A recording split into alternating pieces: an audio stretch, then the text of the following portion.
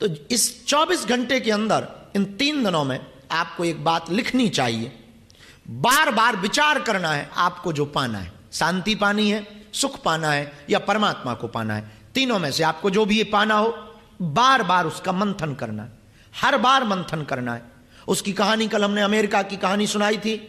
मात्र विचार करने के कारण उस व्यक्ति के अंदर ब्लैक कोबरा का पॉइजन अपने आप रक्त में संचालित हो गया था।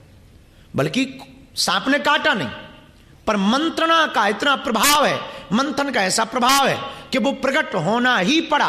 वैसे ही मंथन का बड़ा प्रभाव है। इन 3 दिनों के अंदर आप मंथन करोगे, विचार करके सोओगे, विचार करके जागोगे, और बार बार एकांत में, अकेले में, पेड़ के नीचे, वृक्ष के नीचे, भोजन करते हुए, साधना में, ध्यान में, विधि में, आप जब भी बैठो विचार करो, मुझे ये पाना ही पाना है।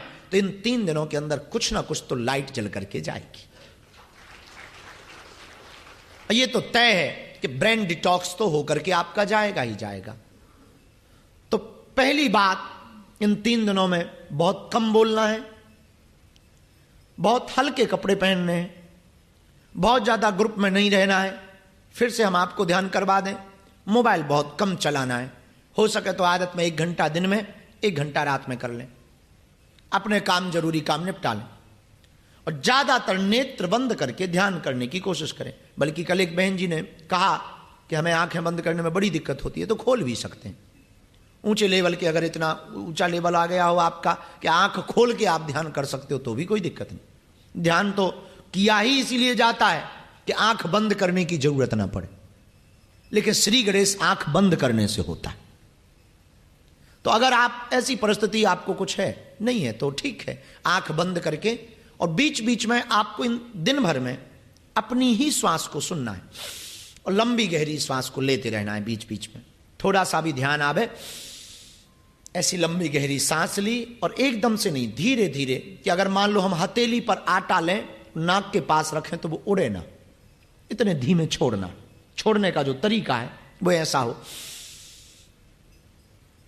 बात भी होती रहे और धीरे धीरे धीरे धीरे धीरे धीरे धीरे धीरे हमारी श्वास छूटी रहे। तो लंबी गहरी श्वास लेने से स्मरण शक्ति बनी रहेगी और आपकी मन की एकाग्रता बनी रहेगी।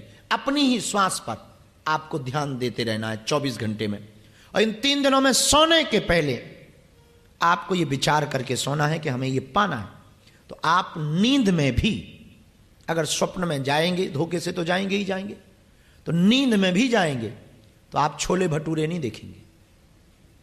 नींद में भी आप साधना को ही देखेंगे। नींद में भी आपका अनुभव साधना पर ही होगा। इसलिए सोते समय भी अगर ये प्रयोग करें तो बहुत बेहतर। और जैसे ही उठें फिर वही प्रयोग शुरू कर दें। बिस्तर पर ही गहरी श्वास लें।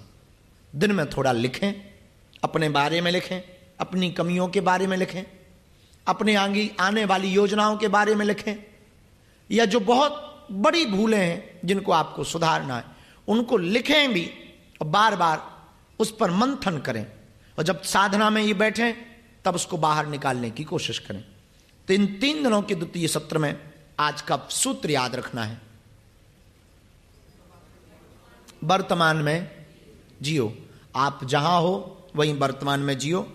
आज के सूत्र को ध्यान करके आप लोग, हम बिना देर किए हुए आज के सत्र को प्रारंभ करते हैं। बाद में हम इसके अनुभवों पर जाएंगे। इस सत्र के प्रारंभ में आज का जो 5 चरण का सत्र होगा उसका थोड़ा सा क्रम हमने बदला है। पहला वाला क्रम थोड़ा सा बदला है। एक बहुत आवश्यकता जिस चीज की आपको हमें देखने के बाद लगी, कल 60 लोगों को मिलने के बाद लगी, उसी क्रम को हमने आज पहले नंबर पर रखा है। तो पहला वाला जो चरण होगा वो संकल्प का चरण होगा।